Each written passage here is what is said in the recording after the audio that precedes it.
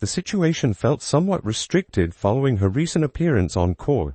Head coach Tyler Marsh explained that the player desires to perform at peak condition for her squad members. As a fierce competitor, she prefers participating while operating at maximum capacity. The challenging campaign brings difficulties whether related to physical setbacks or team performance outcomes.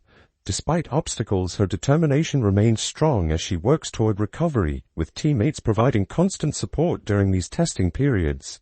Tyler Marsh confirmed that Angel Reese faces back-related physical issues. These concerns have persisted across multiple recent contests according to coaching staff reports. Her absence from the contest against Connecticut before the mid-season break was initially attributed to lower extremity problems. Updated information reveals both leg and spinal complications were affecting her performance. These minor physical setbacks frequently occur when athletes shoulder excessive responsibilities. Limited roster depth creates situations where key players must handle overwhelming workloads, making such problems inevitable. During recent competition, her discomfort was clearly visible to observers. And to make all the sense in the world, you could say she was not 100%.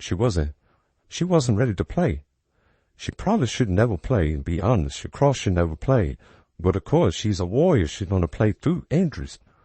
But now, with that Angel Reese, well, a back injury now, as she is questioned for tonight's game against Seattle Storm.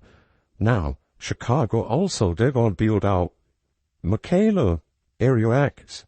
Now, Angel Reese is questionable, but we don't know if she's going to play. Now, this is what he said. She appeared disconnected from typical performance levels throughout the match. Video footage later surfaced showing the player repeatedly requesting substitution from Coach Marsh during play. Her physical condition was obviously compromised, making complete sense given subsequent injury reports. Many believe she shouldn't have participated while dealing with these limitations. However, her warrior mentality drives her to compete despite physical obstacles. Angel Reese now carries uncertainty status for the upcoming matchup versus Seattle Storm due to continuing back troubles. Well, this is what he said about Ariel-Atkins. And Michaela, okay, here's the update. Pull this up. Chicago management will also evaluate Michaela and Ariel-Atkins' availability. Current medical updates suggest both players showed daily improvement, though exact return dates remain undetermined. Their condition appears better compared to recent days, creating optimism for eventual comebacks. Limited talent depth creates significant challenges when previously unused players suddenly receive major rotation minutes. This scenario rarely benefits overall team success. Chicago recently signed Marisha Davis, who will likely see action in tonight's contest. Practice footage revealed Angel Reese absent from team shooting sessions, indicating concerning developments. Given Chicago's current trajectory outside playoff contention and lack of significant roster moves or trade activity, the organization appears headed toward rebuilding mode. Protecting valuable assets becomes paramount under these circumstances.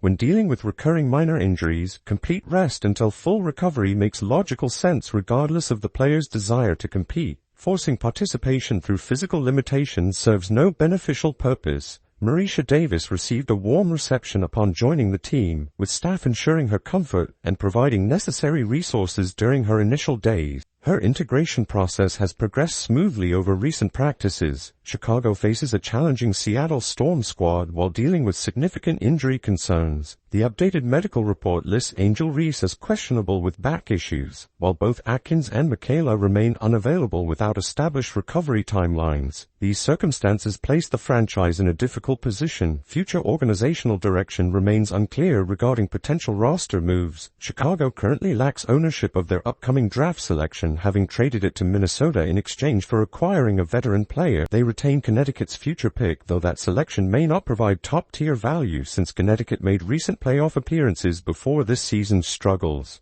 Consecutive poor seasons typically generate the highest draft positions. The season's ultimate objectives appear undefined without clear trade intentions or apparent job security concerns among management. Tyler Marsh and the general manager seem secure in their positions based on current organizational behavior patterns. Nobody appears threatened or pressured into making significant changes. Initial team construction likely centered around a veteran leadership approach that ultimately failed to produce expected results. It feels like Chicago Sky is headed down tank mode. What you want to do is you want to make sure you protect your investment.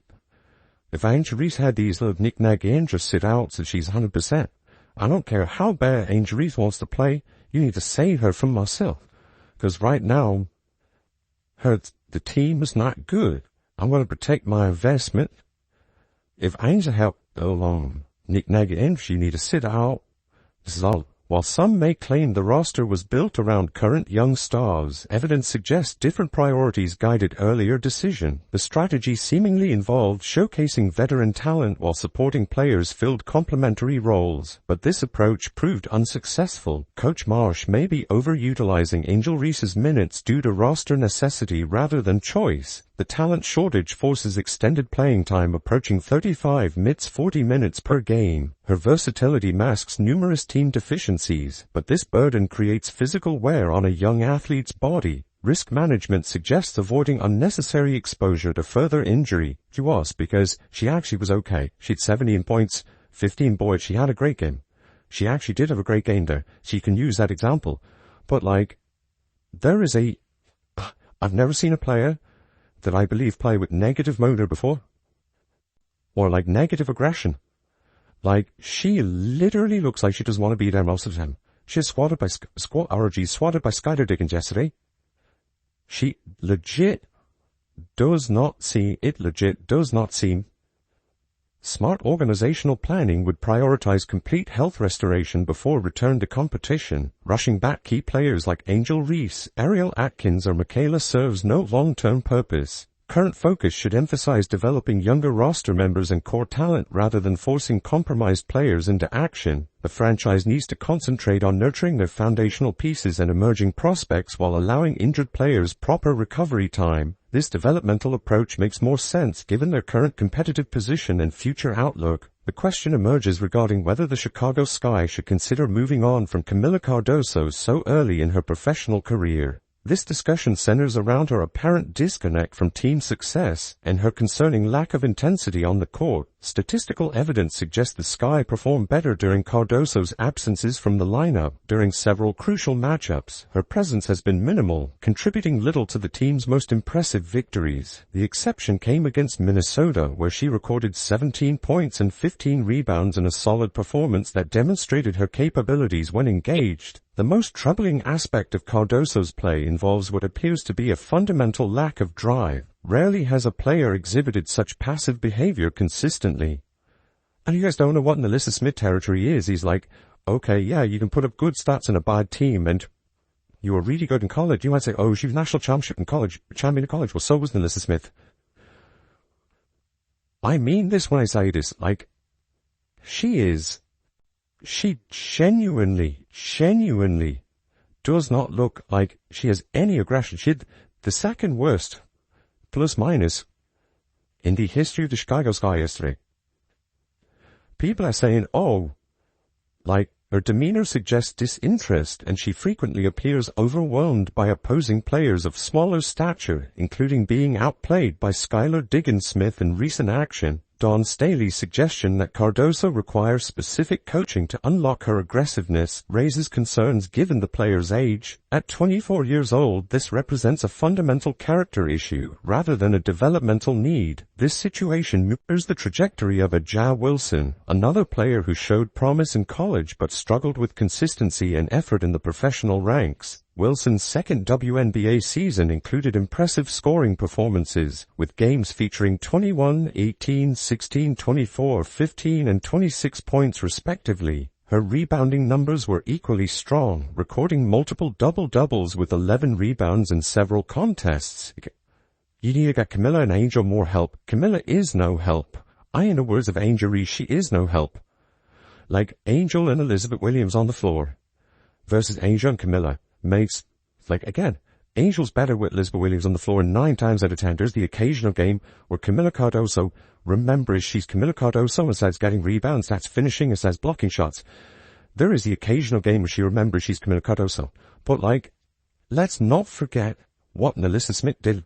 Even accounting for team struggles, Wilson's production exceeded Cardoso's current output significantly. The defensive effort problem that plagued Wilson appears even more pronounced with Cardoso. Motor and competitive fire cannot be taught or instilled through coaching once. These represent innate qualities that either exist or don't. While Cardoso dominated against Iowa's Hannah Stuelke in the championship game, that matchup featured a significant size advantage against a 6'1" opponent in her second collegiate season. During Angel Reese's absence, Cardoso received increased opportunities and recognition, including Player of the Week honors for a 13-point, 13-rebound performance that lacked impact. Her struggles against Connecticut's Dorka Juhas, a 19-year-old player 4.5 years her junior, highlighted these concerning trends. Such performances against younger, less experienced competition raise serious questions about development potential. The age factor cannot be ignored when evaluating expectations. Cardoso will turn 25 within months, placing her among established professionals rather than developing prospects. Comparing her age to current NBA players reveals she's older than Anthony Edwards, who never faced questions about competitive drive or aggression. She's also older than players like Jalen Williams and roughly the same age as Zion Williamson, all players who demonstrated immediate impact and intensity.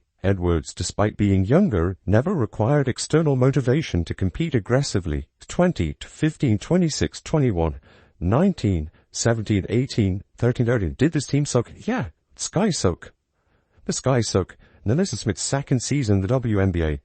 She ends the season on 16, 14, 16, 30, 18, 8, 16, 25. And the rebounds as well. Like she had 25 and 11, 16 and 11, 18 and 11, 16 and 11, 18 and 11, 26 and 11.